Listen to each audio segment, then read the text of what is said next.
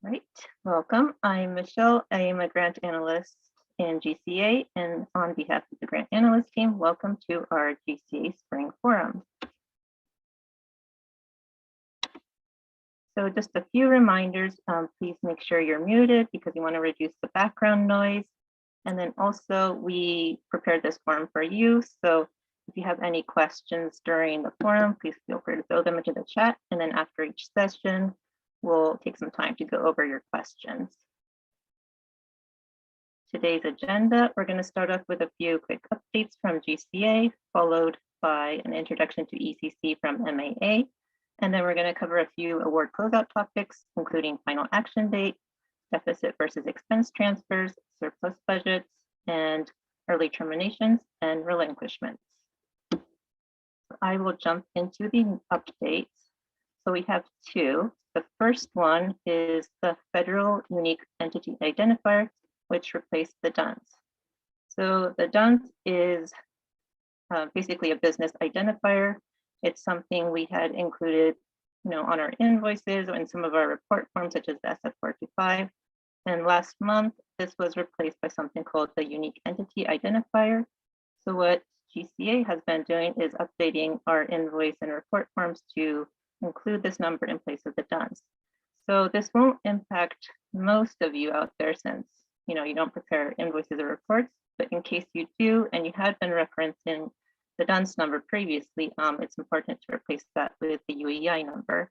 And just one thing to point out is that there are two numbers. One is specific to Department of Education awards, and the other one is for any other award. And in case you need to reference this number in the future, it's on OSP's website on their institutional facts and rates page.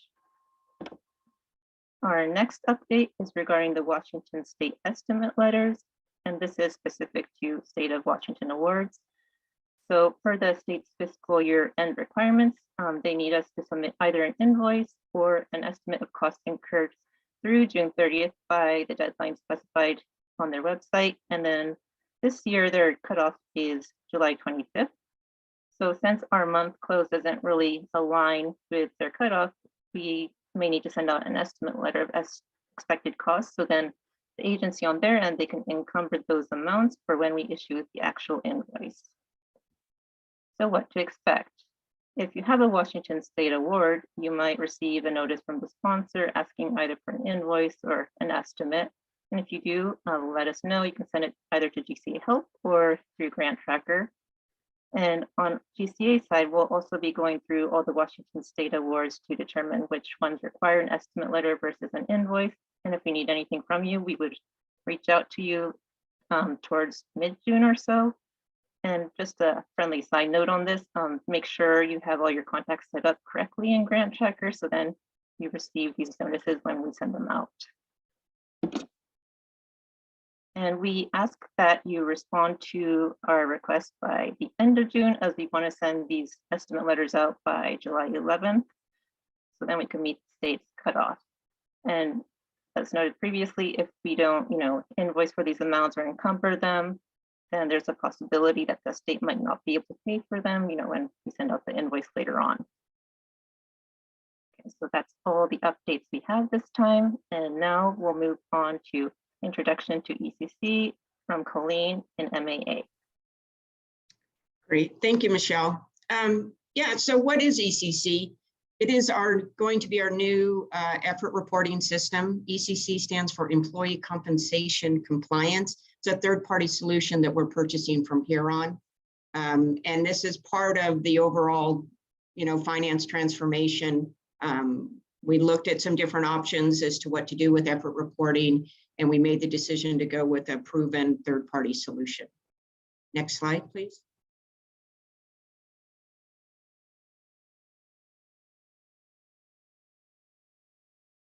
Can we move the next? There we go. Here we go. So how will ECC impact users? Well, obviously, we hope that this will be a positive net change for everyone, but it will be a change. We can't get around that. There are a couple of reasons we selected ECC. We wanted to go for a platform that would support multiple processes and also one that's scalable. We anticipate Right now we have about 5,000 users across campus, and we expect that to grow to up to 10,000 users, and the ECC platform will support that. Next slide, please. Some of the benefits to doing this, it will standardize workflows. So again, we're trying to look at a single platform that will support faculty, non-faculty, support the functionality for HarborView as well as APL. So we'll have a standardized workflow. We're going to automate and use electronic records for all effort reporting. We're going to improve compliance through real-time reporting and timely notification. So the system will be have a feed directly into Workday. And then also within the ECC platform, there's a lot of workflows that will initiate automatic notifications and communications with campus. So it just hopefully streamline the process. We're looking to simplify the user interface and the user experience. Again, having a common platform that supports the multiple functionalities. We hope that that will make it easier and more effective for the end user, always driving towards the goal of having increased uniformity and consistency across campus. Next slide, please. The impacts, well, of course there's impacts. With all of this comes new workflows, new reporting capabilities, new reporting options, and a new user interface. So how do we address that? Next slide. We need user input. And I think this is the biggest part of the message I want to communicate. We understand that this is a change. We understand everyone's faced with multiple changes with FT, but we want to try to get engagement. We are looking for ECC champions. We want to hear from the community, what works well in today's environment? What do you like? What are those pain points? You know, what are things that are giving you grief that I can't guarantee that we'll design a perfect system that will meet everything that ails, but we want to have feedback. We want to incorporate as many of the capability and functionality of ECC to make this system really support the needs of campus. So we need to hear from you. We're making a call for champions. Champions would participate in design discussions, focus groups, surveys. They'll also participate in user acceptance testing. So please, if you're interested in doing that, please email us at ecchelp@uw.edu, and we'll be in contact with you to help you understand what that role would be and how you can help us help you. Next slide. Just to give you a sense of where we are in this project, we just had a project kickoff April of, well, that would be last month of this year. We're targeting to get into cycle 3 end-to-end testing, which is in October of 22. User acceptance testing, we anticipate will be spring of 23, and then we will have it concurrent go live with the Workday ERP system July of 23. We're partnering with ECC to ensure that the ECC champions, to ensure that y'all are engaged in the solution so it doesn't just thud on your desk, you know, July 1. We want you to be part of the process so that you have feedback and knowledge and that, you know, you really have ownership of the system. We obviously will maintain critical functionality. At the end of the day, this is a compliance tool, so we will meet those requirements. But we'll also look to automate processes and workflows, have standardized reporting, hopefully make the overall experience easier. We will be providing training materials. We'll document all the workflows and processes so that there will be, you know, as people move into different positions and different roles, we hope to have a really comprehensive suite of documentation and training so people can be onboarded relatively quickly and engage in the system rather quickly when they enter a new position. And we also want to maintain transparency through this process. You will see a lot of communication. We have a fantastic organizational change management team that will be producing a lot of collateral, keeping people updated on where we are, what are the decisions. We also will be developing a dashboard, so there'll be a central place for people to go see where we are, look at documentation, and as training and those things roll out, we want them readily available. Next slide, please. So what's next? As I mentioned, we kicked off the project last month. We're now in the very data heavy design phase. So the integrations team is working with Huron and our Workday teams to work through all those data mapping and all that integration work. We'll continue to collaborate with Huron to define responsibilities and deliverables. We're establishing communication and organizational change management plans, so you'll be hearing from us quite a bit. And again, as I mentioned, we're developing a dashboard, so there'll be one place where people can go in and check on the progress of the implementation. Next slide. I'm just going to go quickly. We just did this presentation a couple of weeks ago to MRAM, and we had several questions. So it was suggested that maybe we go over those questions and answers. And then, of course, if y'all have any questions, we can take them now, or you can email to the ECC help email, and we'll get a response back to you. So real quick, how will GCRs change when ECC implements effects? So GCCRs will move to an automated process. Today, as you all know, it's a report generated process. So that will be automated. The specifics of how that workflow will work, we don't have those details, but we will be providing that information on the dashboard once that's available. What are the 4 systems that ECC will replace? ECC will replace effort reporting systems and or existing processes for faculty, non-faculty, HarborView, and the Applied Physics Lab. Is Huron a solution custom or off the shelf? So it is an off the shelf solution, and that was one of the drivers in selecting Huron. So we didn't want to build something from scratch. We'd rather have something that had been out in our peer organizations and had kind of been, road tested, as it were. So we didn't have to go through, be the first ones through the wall. Next slide.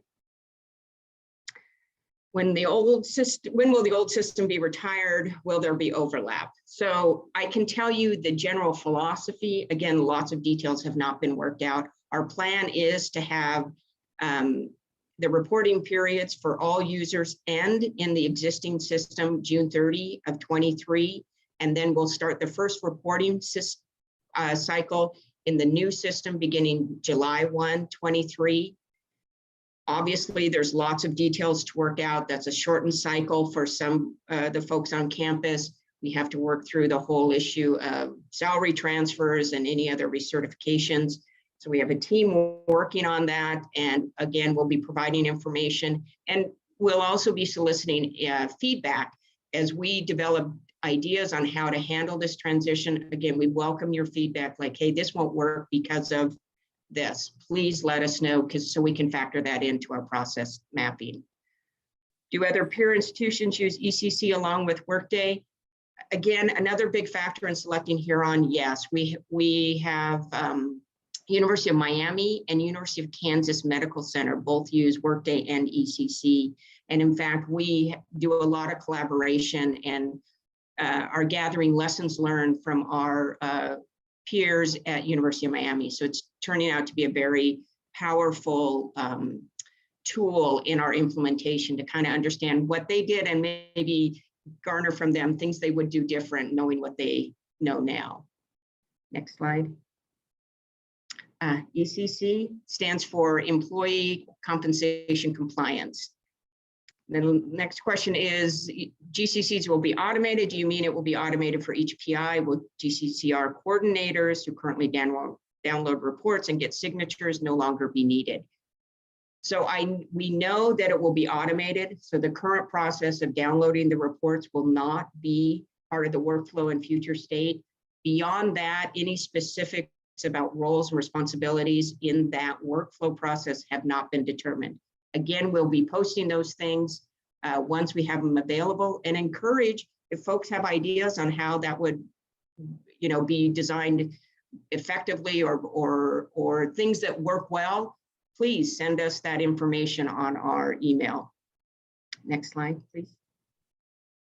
Okay, I'm not going to read this one, but this is a sample of what we love to get from campus right now. This was a comment from campus saying this particular use case is kind of a pain point. So we appreciate that. We put it in, we've documented, we've issued a JIRA ticket for it, and we will consider this as we work through the design process. If you have other situations that work or don't work, please let us know so we can issue a ticket and incorporate it in the design process. Next slide. Oh, I do have one operational announcement. So this is current state.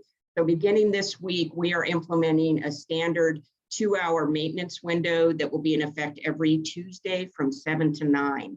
So from 7 to 9 going forward on Tuesdays, effects may not be available if there is any sort of updates or production work that needs to happen. And next slide. Again, can you tell we want your engagement? We really want to hear from you, and now is the time. We're very much in the infancy of all workflow and system design. So if you have comments, thoughts, ideas, please email us. We welcome the feedback. All right. Do we take questions now, or are we going to wait till the end? Michelle, how does that work? We'll go over questions now. Okay. And it looks like we do have a question from Belinda Sachs. Any information on how the ECCs will be amended to reflect OSETs? So, I mean, the ECC will have a recertification process, and we are mapping how that will work. I'm not sure if you mean in that transition when we're moving from current state to future state. That process we're working out right now. We're considering some different factors. One may be a very rudimentary paper process, but again, none of those designs have been finalized. We have another question. Will effort that is cost share be handled in ECC? So I'm not 100% on that. I know that we are doing cost share a little bit differently in Workday, and so we're working with that team to understand how best to handle that sort of effort. So those, again, designs haven't been finalized, but we'll post this and get this answered as it gets finalized on our dashboard.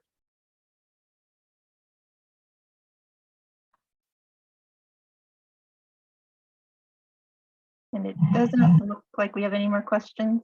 So we'll move on to the next topic. Final action date by Patrick. Ready. Good morning, everyone. So I'll start off. So what is the final action date? The final action date, or FAD for short, is the last day that the budget will remain open for the department to post expenditures.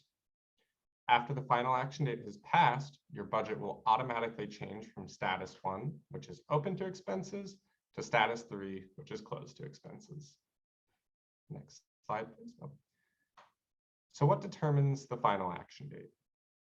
The final action date is determined by the due date of your budget's final report and/or the final invoice laid out in the award agreement.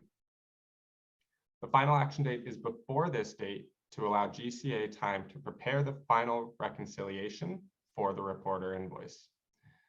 The date is typically set as about 6 days before the final invoice due date, or 3 weeks before the final report. So how does the final action date impact you? Once the final action date has passed, a budget is eligible for invoicing or reporting on the expenditure level at that date. Any charges that post after this date will not be included on the final report, invoice, or letter of credit draw. GCA can consider submitting a revised report or invoice when there are extenuating circumstances, but please note that the sponsor is not obligated to accept a late or revised report or invoice. And any deficit caused by this is the responsibility of the department. So one common question that we get is what happens when the final action date is before my budget end date? This can occur most frequently when the final report is due the same date as the budget end date. When this occurs, the budget will still flip to status 3 after the final action date and close to expenses. GCA asks that you notify us of any pending charges ahead of time that will occur so we can include them on our final reconciliation. We will then open the budget back up to allow the charges to post and send off the report. Are there any questions?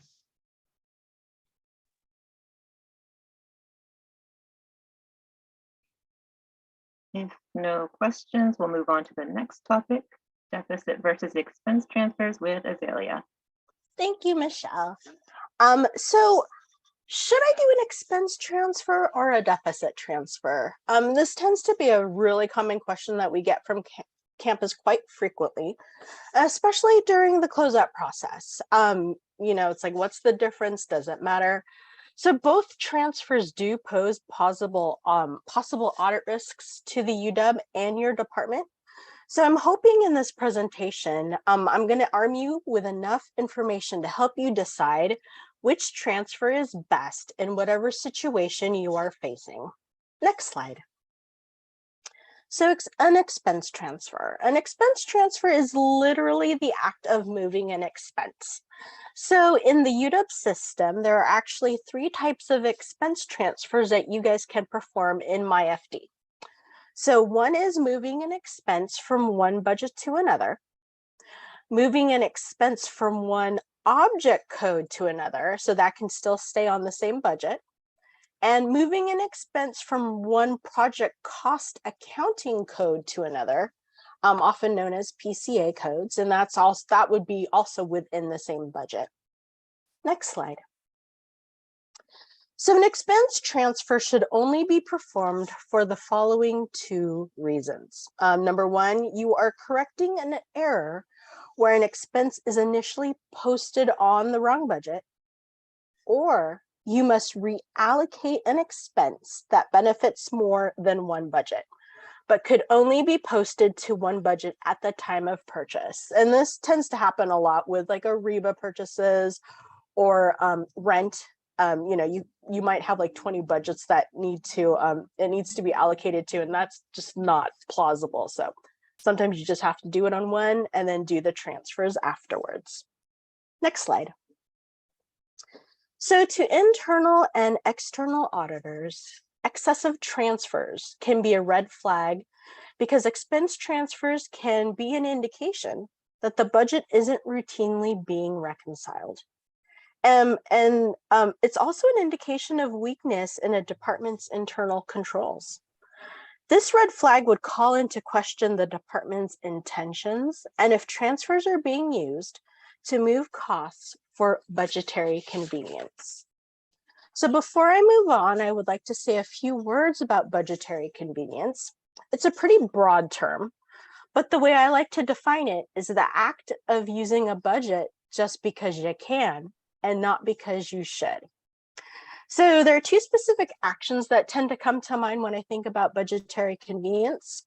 One is spending down a budget because there's a balance at the end of the award, and also parking charges temporarily until the correct budget number becomes available. Both of these things have consequences. So if the charges are not reasonable, allocable, or allowable for that budget, you really should not charge them. Next slide. So sure, well, it's easy for me to say expense transfers are bad and don't do them. The reality is things are not perfect and expense transfers are needed from time to time. So there are steps you can take to decrease the risk associated with expense transfers. Reconcile your budgets monthly to identify erroneous expenditures in a timely manner. Make transfers as soon as you can. If you can do them quickly, you won't have to provide an explanation as to why the transfer is being done late. If the error is caused by an internal or external goods provider, follow up with them immediately as the correction could take some time to process. For transfers that are processed after 120 days, you should provide a very detailed explanation as to why it is being done late. You might also want to think about steps that your department will take going forward to make sure errors are identified quicker. Make sure to keep good backup documentation to support your transfers in case of audit. Backup should provide convincing evidence that the goods or services are properly allocated and the budget actually received a benefit from those goods and services. Next slide. So to wrap up my discussion on expense transfers, please keep in mind, a single cost is not to be transferred more than once. For faculty salaries that have already been certified, the faculty effort certification report needs to be recertified for that faculty member. And for non-faculty personnel, the expense transfers need to be noted on the next quarterly grant and contract certification report, also known as the GCCRs. Next slide. So now in this presentation, I'm going to go over deficit transfers. So what exactly is a deficit and how do I know I have one? A deficit balance occurs when total expenditures exceed the total authorized amount for a sponsored agreement. This also includes budget allocations. As you know, that we do have some sponsors that are very strict with their rebudgeting rules. And so you have to keep that in mind as well. Or when expenditures are uncollectible from the sponsor due to non-performance. So deficits do not include the negative budget balance resulting from unliquidated encumbrances. Next slide. There are so many reasons as to why deficits occur on a budget. The most popular reason or common reason is when the direct expenditures of a project exceed the authorized amount. So in this case, you more than likely have under budgeted the cost of the project, or as you're actually doing the project, it costs more than you thought it would. The second most popular reason is due to sponsor non-payment that results in a cash deficit. So for example, upon review of an invoice, unallowable or disallowable costs are found, and the sponsor reaches out and contacts us about it. The specific cost is not allowable under award terms, or the cumulative cost in a single budget cost category exceeds the maximum amount that can be reimbursed, and we didn't ask prior to charging those expenditures for a approved sponsor rebudget. So another thing is if a deficit results from a disagreement with a sponsor regarding the scope of performance of work. So the expenditures are for that work, but something's not going great with the work, and so the sponsor may withhold payment until that matter is cleared up, or just may refuse to pay that invoice altogether.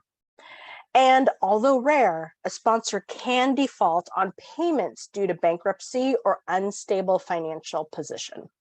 Next slide. So to clear a deficit from a budget so GCA can close out your award, you need to do the following.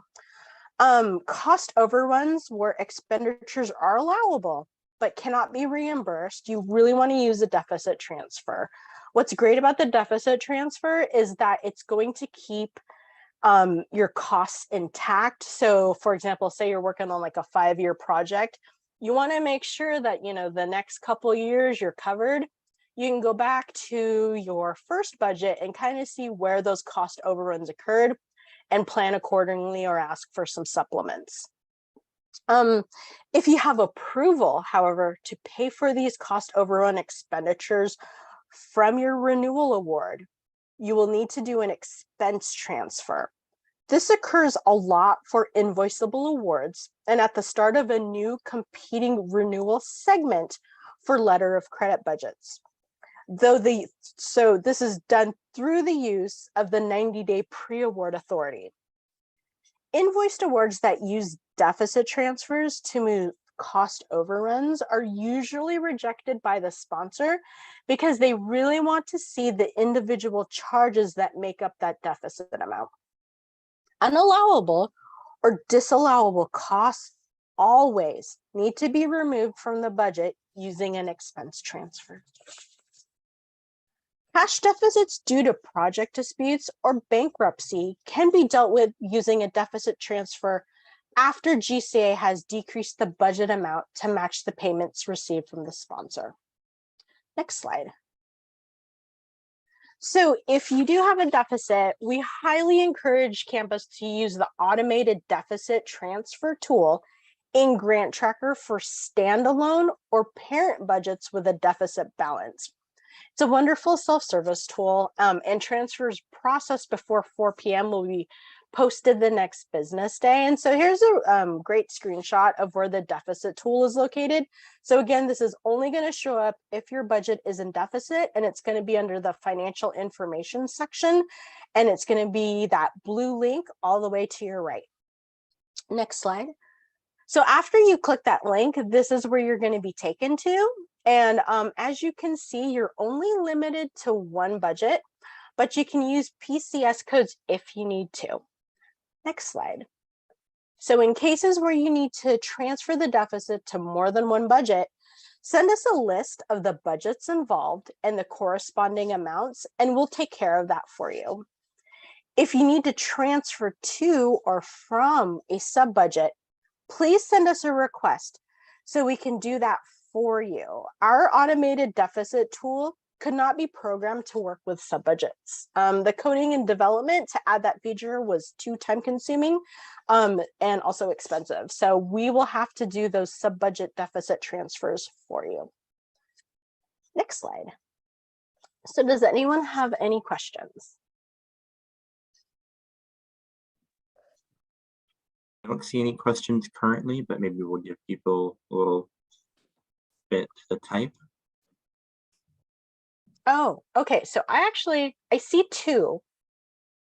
Okay, so Larry is asking expense transfer scenario questions. Let's say we bought 100 widgets for the benefit of project A, but only use 75 on project A and have project B that will benefit from the remaining 25. Can we transfer the expense of the 25 batteries from project A to project B? Let's see. Yeah, you should be able to, because again, you know, one of the things you really want to keep in mind is that reasonable, allocable, and allowable. So if you can prove that those widgets also benefited project B, you should be able to transfer them. Again, you want to be careful. You feel free to always reach out to GCA and just double check. Just to make sure that we're looking at the terms and conditions. You know, some sponsors can be kind of weird about that kind of thing, especially if it may or may not have been part of the original scope of work. But, you know, saying that this is part of the scope of work and you were going to buy widgets anyway, I would say that it is allowable. Let's see. And then you're welcome. And then Hannah, do you mean deficit transfers for subs?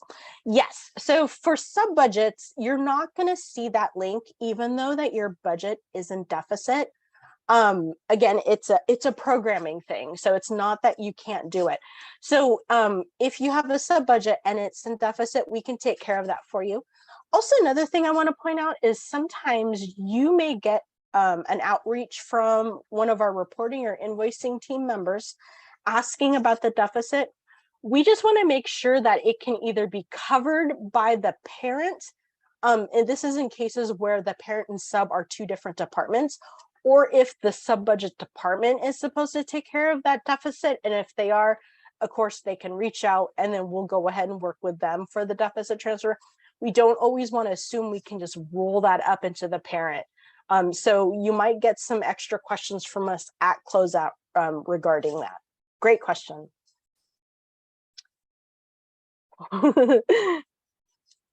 All right. Any other questions? All right, thank you guys. All right, so moving on, next we have surplus budgets with Susan. Okay, thank you. So you've got a case where you have a budget that's closing and you have cash on hand. Can almost guarantee your PI is going to come to you and say, can we keep it? Next slide. And a quick note before we dive in, this, when I talk about keeping cash, it does not apply to all unspent balances. If your budget is cost reimbursable or letter of credit, which the two of those do form the vast majority of grant budgets, Even if the award is not fully spent, there's not going to be a cash balance on hand that we will need to either refund or transfer to surplus, because we only invoice or draw down for actual expenditures. An unspent balance means you didn't spend all of the available funds, but since we didn't invoice for those funds, we don't have that cash. Typically, budgets that have balances that are eligible for surplus transfer are going to be either milestone, scheduled payment, or what we call form of payment 11, which increases as money comes in. And these are typically clinical trial budgets or capitation sub-budgets. Next slide. So great, you have a milestone budget. It's closing with cash on hand. That means we can keep it, right? Well, not necessarily. Maybe not even most of the time. I would say it's rarer than otherwise to be able to actually keep a balance. You want to look at your award agreement for language like firm fixed price, or the university may retain any unspent balance to support the PI's ongoing research. You'll see some cases where we can retain a balance, but only up to a maximum amount.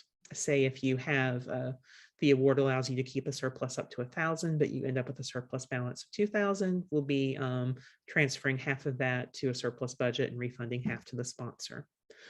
Another place you can look for this information is you can look at the budget type and class, which is something you can find in Grant Tracker, and with a little more digging in the MyFD budget profile. And typically we can keep balances if the type and class are 0514, 0531, or 0535. Next slide. Another place to check is your FA notification that you get when the award is first set up. The screenshot here is from the second page of an FA notification. This is a case where we have a milestone budget, but we have to return the balance to the sponsor per the terms of the award agreement. Next slide. So if your award does not contain similar language, firm fixed price or UW may retain, and is not a clinical trial or capitation budget, the balance will almost certainly need to be returned to the sponsor. We do see a handful of cases where a sponsor tells us we can retain a balance when we contact them to say, we believe you're due a refund, please give us the information on how to return it. And sometimes they will come back and say, you can keep that, but don't count on it. To be eligible for surplus transfer, the remaining balance needs to be at least $25. And if the balance is greater than 25% of the total payments received, the department must provide justification for why there's such an excessive balance before we can make the transfer. Next slide. So you're sure you can keep the balance. What happens next? We have to transfer this balance to a fixed price surplus budget, which is identifiable as having type class 0534. And there are no exceptions to this. We'll fairly commonly get someone asking if they can transfer the balance to a particular gift budget or a particular departmental budget. And the answer is going to be no. It has to be a fixed price surplus budget only. We will check your org code at the 4th or 5th level for existing surplus budgets. We will, if that balance is between $25 and $1,000, we will transfer the balance to the surplus budget that has the closest F&A rate. If the balance is over $1,000, we will transfer it to the budget with the closest F&A rate if that rate is within 10% of the award budgets. Next slide. And if your org code has no surplus budget in place or none with an F&A rate within 10% of the awards for a balance greater than $1,000, you must request a new surplus budget. The surplus budget request form is available for download at the link here. These slides will be going up on our website in the next day or two, so you can get to them from there. And the surplus balance will be transferred to that surplus budget once the budget is closed to status 4. So it won't necessarily happen immediately if your budget has just ended. It will be when the closeout process for that budget is complete. Next slide. One other important thing to keep in mind, when we're setting up a fixed price surplus budget, the PI is going to be listed as the dean, director, or chair rather than an individual PI. The reason for this is there's an expectation that these funds are for the benefit of the university rather for an individual PI. For example, if that PI leaves UW for another institution in a year or two, those surplus funds are going to remain with UW and be eligible for appropriate spending from the surplus budget. The dean director or chair has the authority to direct the use of funds at the request of the individual PI. So this is basically to say that you can set up whatever internal tracking system is appropriate to see how a PI, the funds that originated from a PI is spent, but we can't list the awards PI as a surplus budget PI. Next slide. Resource for you. We have a fixed price surplus page. It's part of the GCA homepage and the link is here. Next slide. Are there any questions? I don't see any currently, but we can give people a few seconds to type.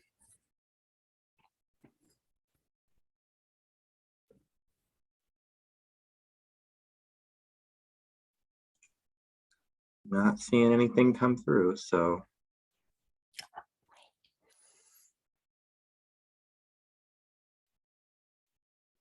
All right, and moving on. Now we have end of award, non-traditional endings with Cheryl. Thanks, Michelle. So I've kind of noticed that, there's feels like with what they call it, the Great Resignation, there's actually a lot of movement out there on campus. And so we thought maybe it's a good time to talk about relinquishing awards and early terminations, because I think there was a nice period of time where they were kind of confusing. At least they were for me. So what we have is like, what's the difference? So an early termination is the project is being terminated early. And I'll go into more detail later. And a relinquishment and an award transfer kind of are hand in hand. And that's typically when the PI is going to a new institution and the award is going with them. Unlike the surplus Susan just mentioned. All right, next slide, please. So one thing that has occurred in the last 5 years, OSP has a really nice intake form to kind of help move through these two processes, and I think they help a lot. This is located on OSP's website, and it's under resources. There's a tab across the top, and it's forms and templates, and it will take you to where you can search all the forms in OSP. The particular one I'm talking about is the end of award request form. Okay, next slide. So as promised, an early termination is you're shortening the life of the project prior to the completion. Common reasons are that we see is that maybe it's a clinical trial and it's not going as planned, and everybody agrees we need to stop this right now. Perhaps the PI is unable to complete the project. Sometimes things happen where the PI is unable to complete the work, various reasons. There could be a financial reason. Sometimes, like if the sponsor is maybe going to go bankrupt or is experiencing problems, that can be an issue. And then there's some other reasons, renewals and overlapping. So they may deobligate or kind of shorten this period because they're doing something in the next period. They want to do some kind of, we call it zhuzhing of the money. An early termination may also involve a deobligation. So in that prior example, they may take away money and time from this period because they're going to add it to the next, or maybe they're just like, nope, it's over and we're moving on. Okay, the next slide. So on the form, I just took a little screenshot.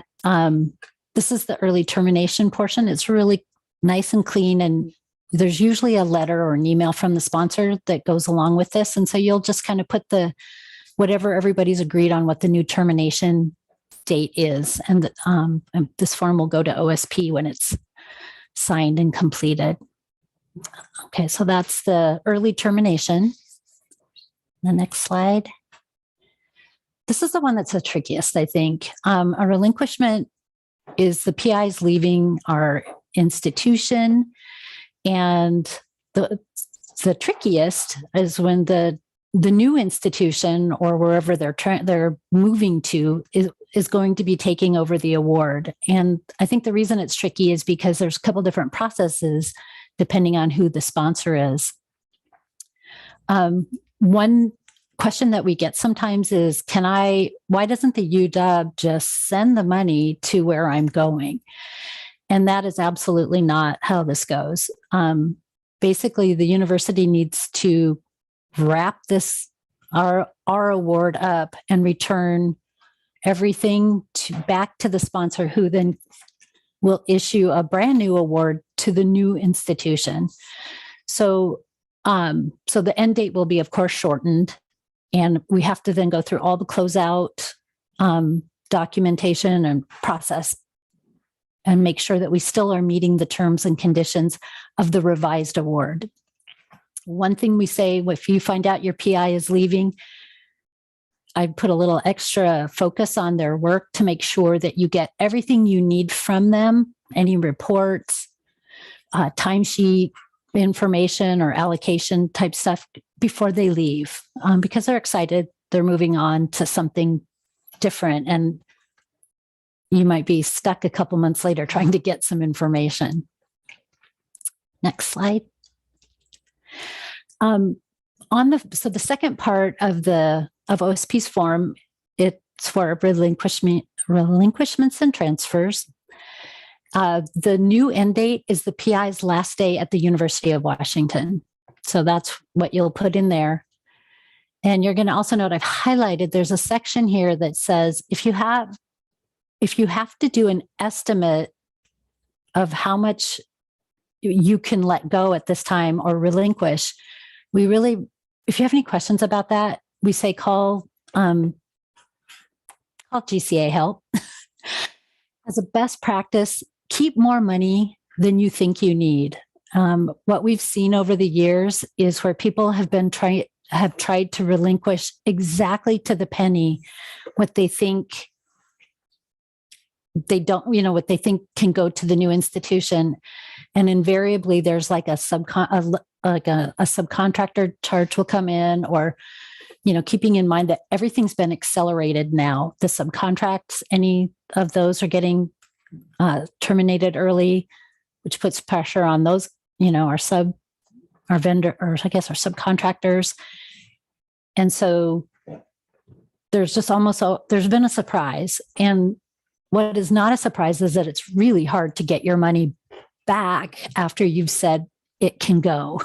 So we say, whatever you think, if the award's $100,000 at this very moment, you've spent $50,000 and you think there's not going to be anything more, only relinquish $25,000. That's enough to get things started at the other end. And they'll get the balance later. And this is in the case where you have to fill out this estimate. Next slide. So who makes you fill out that estimate? It's NIH. So NIH's process is more complicated than really it needs to be. Okay, personal opinion. So what they're going to do is they're going to take your estimate of what you can relinquish, what the UW is willing to give up at this very minute, and they will send an amendment that deobligates from us the amount that we've said we could relinquish. And they will also ask the new entity to go through the process of applying for this award. And as you guys know, pre-award proposals, they're going through that exact process to get this. So it takes a long time for NIH to approve, and sometimes they do not approve the new institution. And so in an ideal NIH world, the way it goes, we've relinquished $25,000 in my example there. And so that will be their initial award amount. The University of Washington goes through our closing process. And at the end, we realize, we spent an additional $5,000 that we hadn't expected, which means there's $20,000 still remaining. When we file our final report, we are letting NIH know that's the case, and they will then send a supplement for that $20,000 so that, at the end of whatever we're talking here, 3 to 6 months, the new institution and the PI will have 100% of the unspent balance. And it works, and that's how that goes. So for everyone else, they basically send an amendment with the new end date, which is the PI's last day, and we just go through the normal closing process so that at the end of 90 days, or typically 60 days, everybody's done. If there is any cash, we will refund it to the sponsor. I will also add that sometimes we do have a couple sponsors that they're big, and what they do is they pay up front, and they will ask us to send the balance to the new institution, and we will do that for them. It's pretty much Gates, but we've gotten all of our paperwork in, and we have a written letter from them. So that's the one that works. So you can really kind of see the difference between the two processes. So hopefully that makes sense. And then I did put my little sad person with the cloud, because if you do give away too much money to NIH, it's hard to get it back. Okay, the next slide. There's a couple other non-traditional type ways budgets can end, and I think we've kind of talked about them a little bit, but I can go over one. Susan talked about a fixed price award that has a remaining balance that's over 25%. There was a period of time where all of these required a post-award change, a PAC from OSP, and we no longer require that.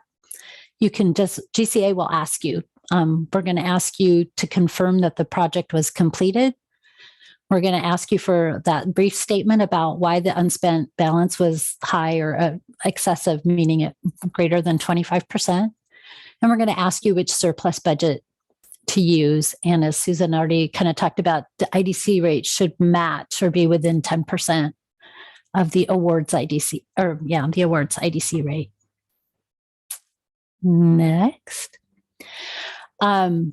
A deobligation. We used to have you fill out a form for these, and then we all realized, wait a minute, the sponsor just needs to amend the agreement and we're all good. And so that's how those go now. I say now, but it's been this way for at least a year or two. OSP will simply, they get the amended document that says your award was this amount. We're reducing it by this amount. Here's your new total. They send it down to GCA, who updates the system. Okay, next slide. All right. Any questions? We have one from Grace Jung. For the relinquishment process, if the letter or form is submitted, then the dollar value changes. Are you required to sign all the forms again? No. So for NIH, because really they're the ones that make you fill out that form, the way it kind of goes is you give your estimate, and it's supposedly just an estimate, but it's a firm estimate from our point of view, meaning whatever you give away, we will probably not get back. And then the second part of the money, the true remaining balance will be sent later after the, and it's not really money, it's just an unspent balance. That will be relinquished with the final report. It's kind of, that part's automatic. Grace posted a follow-up saying that OSP is currently having her sign the forms 2 times with the chair. Maybe, I don't know about that. It's you might have to redo it. I think I've seen that before where there's something going on there. But like maybe too much was relinquished, or I'm not sure. Grace, maybe you can send us an email or something with the budget, and I'd be happy to take a look-see at that. But most of the time it's usually kind of a one-time form, but it's not uncommon to have to fill it out a few times before we get it right, because that's why we always say, call GCA, we'll help. Oh. Is there, I am not seeing any other questions. okay. And I see Adelia. I didn't know if you wanted to join in the reindeer games here. Sorry, I was trying to chime in and Lori said it's hard to hear me, so maybe my microphone isn't working real well. Can you hear me okay now? Sort of. I just typed in the chat that it depends on the situation. If there's a big change in, say, dollar amount or something on the form change from that. You can't hear me, can you? Yeah, it is. It's hard. It is hard to hear you. But I heard you say it depends on the situation and what is being changed. And I think that's sort of where I was going with that too. And so I would say, Grace, send an email to us here at GCA Help, and then with the budget number, and maybe I can, Adelia and you and I can figure that out.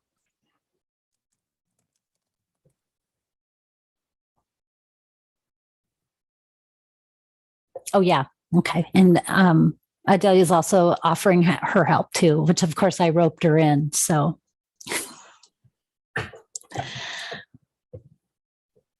All right. Are there any other questions for us? This is a good one.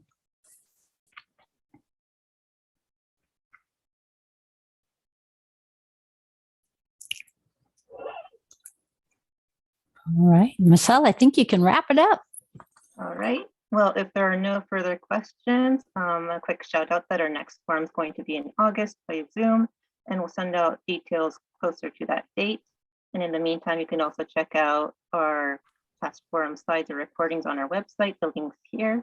And then following this forum, we're going to send out a survey. So if you can fill that out, that'd be great. And let us know if there are any topics you would like us to cover in the future.